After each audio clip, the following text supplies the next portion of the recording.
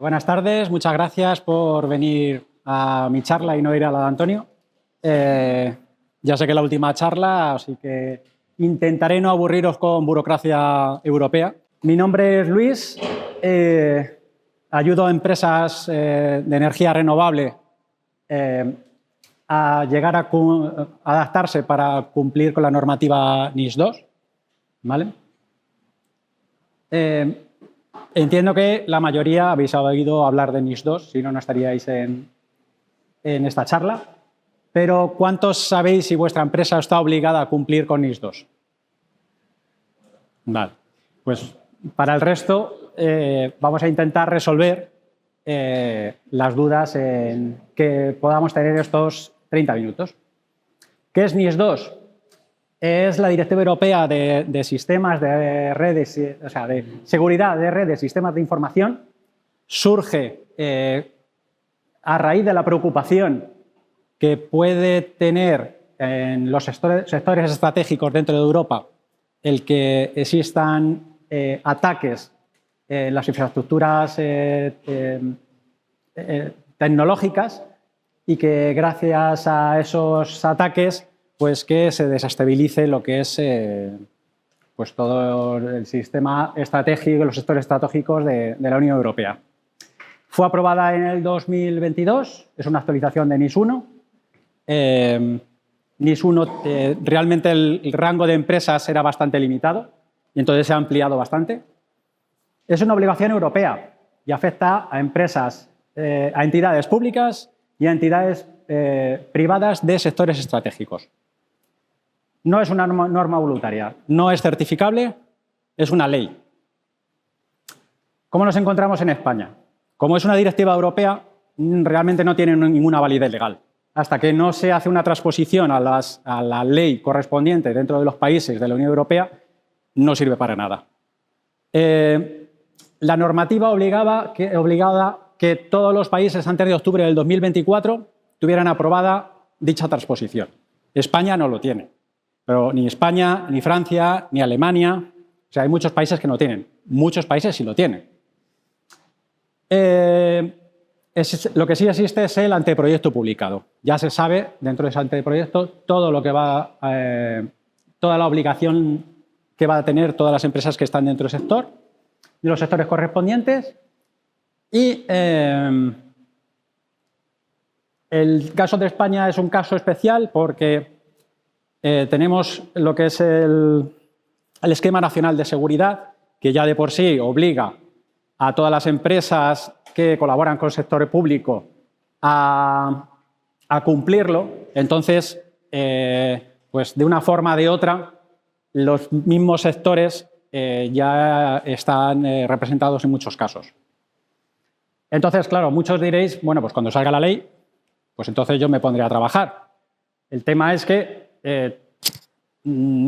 cuando se aprobó NIS 1 no había periodo de gracia, se supone que con NIS 2 tampoco va a haber periodo de gracia. Desde el momento que salga publicado en el BOE, te arriesgas a que puedas tener una inspección en cualquier momento. Luego, al final, pues las autoridades serán más lascas en ese sentido, que fue uno de los problemas de NIS 1, que realmente como no había nadie siguiendo a las empresas que estaban obligadas, pues luego al final no lo llegaron a cabo. Pero en este caso, precisamente esta semana ya le ha dado un toque de atención la Unión Europea a España, porque el aumento de ataques es significativo a nivel europeo, entonces pues se tiene que poner las pilas. Cualquier empresa que ya esté trabajando en ello pues va a tener una ventaja enorme. No es una norma técnica. No es una norma técnica, no es una ISO que te certificas, no es una lista de tareas que tienes que instalar, no te exige que tengas un SIEM, que tengas un SOC. Lo que sí es un marco legal de gestión de riesgo, eso es lo principal. Obliga a demostrar que gestionas activamente tu seguridad y que tienes un sistema de gobernanza con la responsabilidad de la directiva. Tienes que, al final, tener documentadas todas las decisiones y tener evidencias auditables de todas las decisiones y de toda la gestión que estás realizando a nivel de NIS 2. Puedes tener 50, 100 herramientas de seguridad y no estar cumpliendo con IS 2, y puedes tener un sistema con pocas herramientas, pero que la parte de gobernanza que esté muy bien montada. Entonces, ahí sí estarías cumpliendo con IS 2. ¿Qué nos va a obligar NIS 2? Tiene 5 grandes grupos, que es, primero, identificar y proteger, o sea, saber cuáles son tus activos dentro de la compañía críticos. Luego, gestionar el riesgo sobre esos activos. Implementar una serie de medidas organizativas, técnicas y procedimentales para reducir esa gestión del riesgo. Documentar todas las evidencias, controles, tener una trazabilidad de todo. Y prepararse para el caso de que tengas un incidente. Tener un plan de continuidad de negocio, un plan de respuesta ante desastres, estar preparado para poder hacer notificaciones de esos incidentes. Y lo que más duele, asumir que la responsabilidad cae a nivel de dirección. La NIS 2 lo primero que hace es una categorización de empresas en 2 grupos. Unas que son las esenciales, que son las que su interrupción tendría un impacto grande sobre la sociedad. Que son las de la izquierda, que son las típicas: energía, transporte, banca, sanidad, agua, infraestructuras digitales, administración pública. Aquí existe, por lo menos, un caso especial. Hay ciertos sectores que las competencias están delegadas a nivel de comunidad autónoma. Entonces, este caso, por ejemplo, el de sanidad, dependiendo de la comunidad autónoma en la que pertenezcas, puede que tu empresa sea considerada un servicio sanitario o no. Por ejemplo, si el caso que yo sí sé es los balnearios en la Comunidad de Madrid no son de un servicio sanitario, pero en Extremadura sí.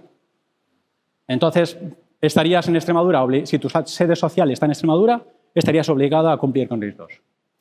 Y luego, otra serie de empresas en las que son claves para la economía, aunque no sean infraestructura crítica clásica. Industria manufacturera, proveedores tecnológicos, empresas de servicio gestionado, logística y una serie de... muchas empresas de software, empresas de servicios gestionados o proveedores de servicios digitales están dentro de la categoría de importante, aunque no lo saben. El siguiente, una vez que se tiene esa categorización, vamos al criterio de tamaño. El criterio de tamaño dentro de NIS 2 es mediana empresa dentro de la Unión Europea. Dentro de la Unión Europea se define como que tienes más de 50 trabajadores y que tienes un volumen de negocio de 10 millones de euros. ¿Vale? Y es una I. Pero, dependiendo de la actividad que realice tu empresa, puede que el tamaño no importe. Entonces, aquí solo están está resumido. Entonces, organizaciones que prestan servicios esenciales como redes públicas, servicios de DNS. Si yo tengo una empresa que presta servicio de DNS, que estoy en un pueblo en Burgos y que tengo 3 clientes, como presto servicio de DNS, estoy obligado. Soy una entidad crítica. Empresas que prestan servicios que pueden que pueden generar riesgos sistémicos o en la seguridad nacional. ¿Vale? Luego también empresas públicas también están obligadas, empresas en las que el porcentaje creo que es mayor al 25% también se ha participado por el Estado. Y luego lo que son las entidades críticas. Las entidades críticas las define la directiva CER, que es la hermana de NIS 2 sobre resiliencia de entidades. Entonces, define, dentro de esa directiva, se definen exactamente las empresas que se consideran críticas y, en ese caso, independientemente del tamaño, estarían obligadas a cumplir con NIS 2. Caso curioso, yo tengo una ferretería y digo, me voy a poner a vender por Internet. Me voy a crear una tienda en Internet Y digo, bueno, pues para lo que me cuesta la tienda en Internet, pues lo que voy a hacer es al resto de las tiendas, a las ferreterías de mi barrio, le voy a decir, tú puedes vender aquí directamente. En ese momento te conviertes en un marketplace. Y en ese caso entrarías a la fuerza dentro de NIS2. Y es automático, sin previo aviso. O sea, si tú cumples el criterio, no es que digas, mira, me voy a coger. No, directamente, en el momento que cumples los criterios, te afecta NIS2. Y la autoridad te puede pedir evidencias en cualquier momento y sin previo aviso. Pero si este caso, tú puedes que no estés cubierto por NIS2, pero dentro de NIS2 se da mucha importancia a lo que es la cadena de suministro. Todas las empresas que van a estar cubiertas por NIS2 van a exigir a sus proveedores que cumplan ciertos criterios. Y entonces ahí a la mayoría de empresas les va a llegar ahí. Nos va a llegar el que se tenga que cumplir con esos requerimientos de seguridad.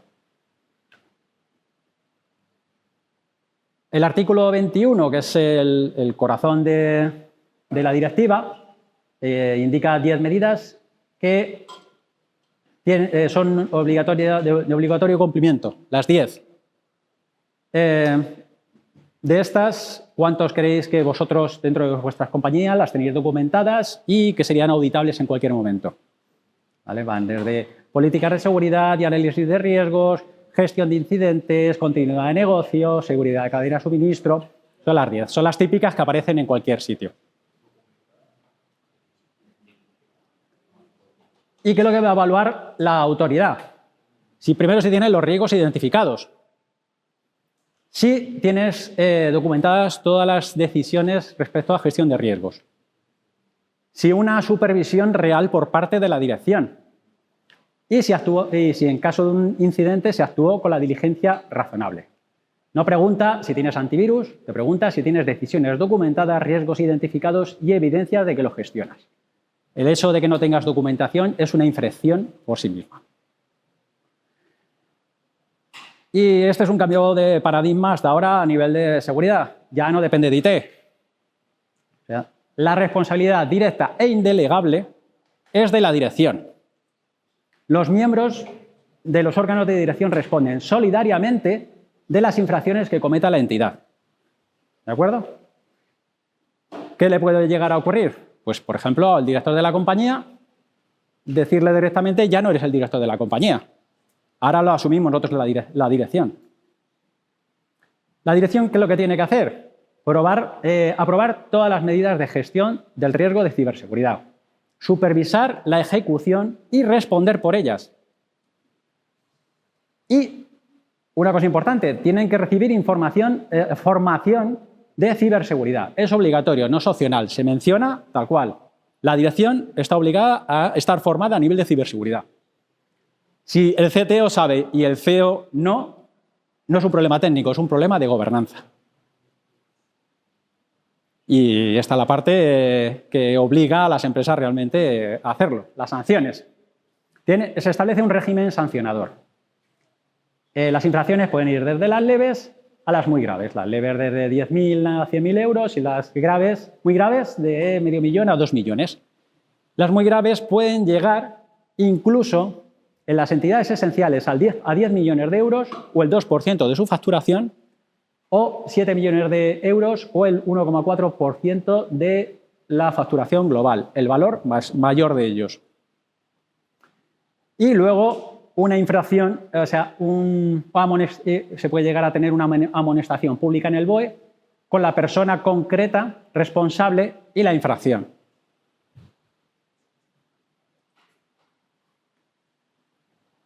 Y bueno, pues vamos a implementarlo. ¿Y cómo lo hacemos? Pues como lo hace la mayoría, herramientas. Y después de herramientas, más herramientas.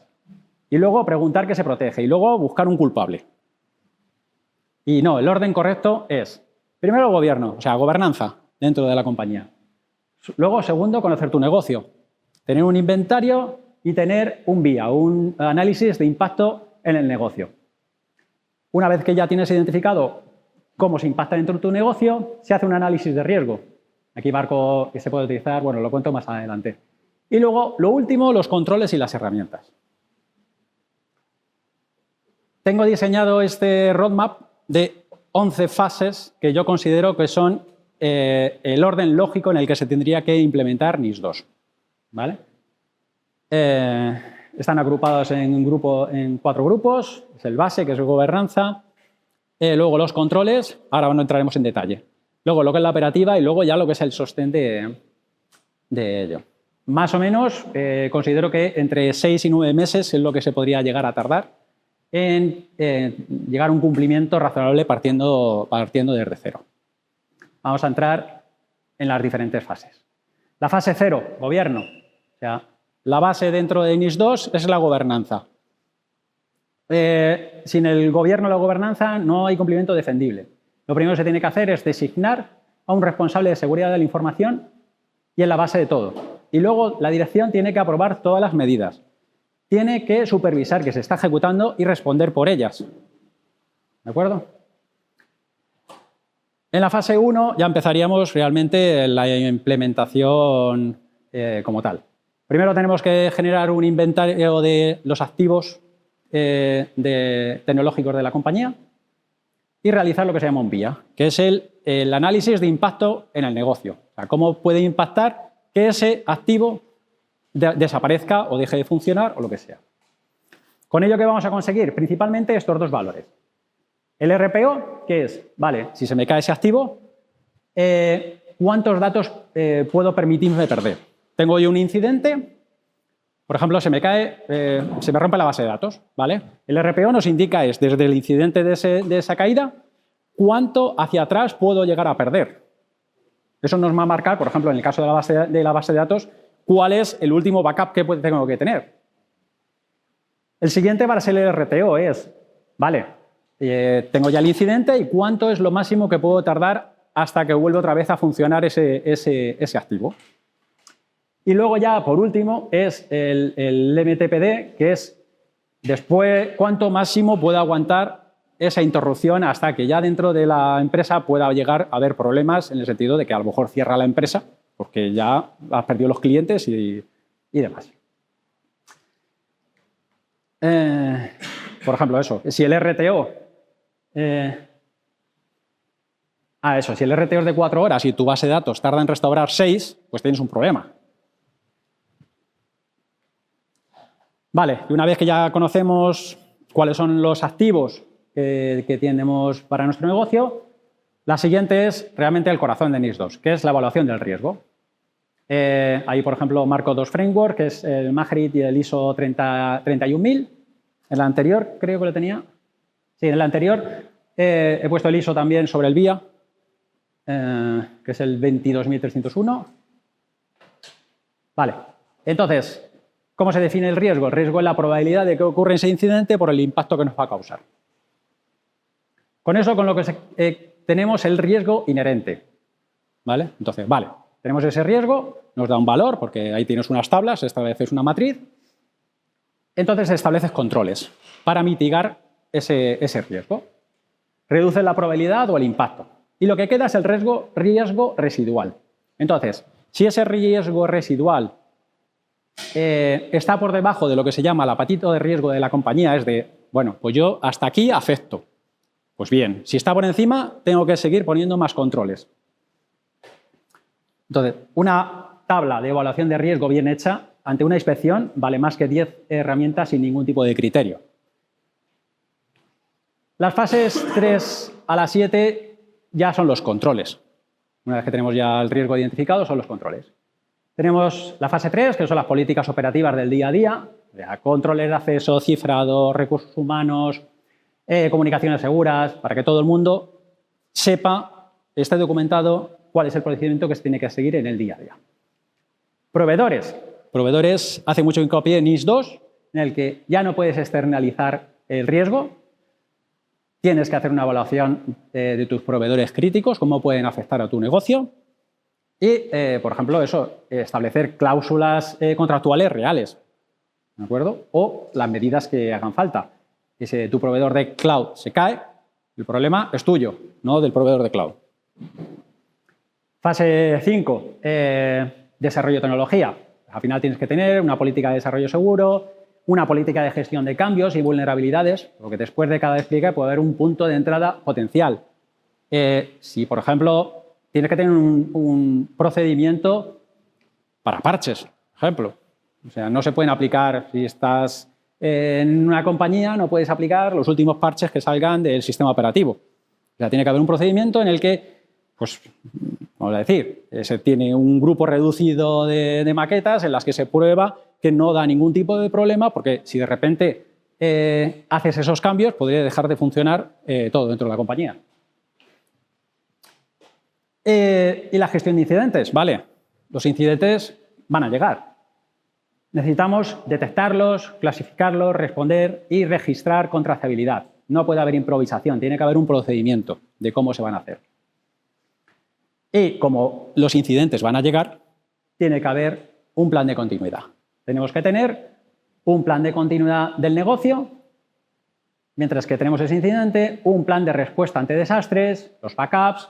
O sea, no nos exige que no tengamos incidentes, lo que exige es que podamos sobrevivir a ellos. La fase 8 establece que tenemos que tener un plan de un procedimiento de notificaciones. Nos exige que desde el momento que detectamos un incidente tenemos 24 horas para hacer una alerta temprana al CSIR, a la autoridad competente o al CSIR nacional correspondiente. Está claro que para empresas privadas va a ser el INCIBE, ¿de acuerdo? Para la pública seguramente será el CCN, pero bueno, y luego para militar igual.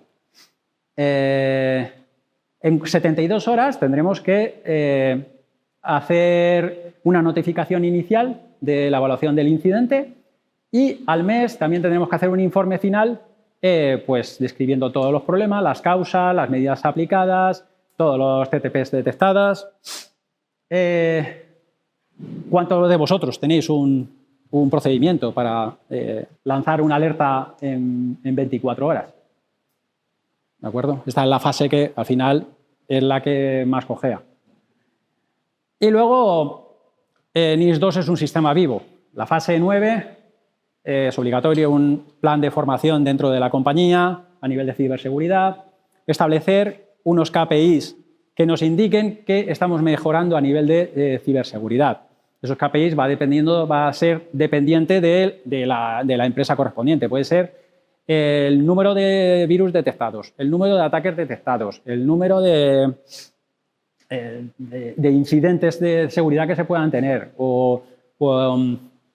Eso ya va en función de cada compañía, pero esos KPIs pues al final se tienen que tener para poderse enseñar diciendo que va mejorando a nivel de ciberseguridad la compañía. Hacer auditorías internas periódicas, tener un plan de auditorías para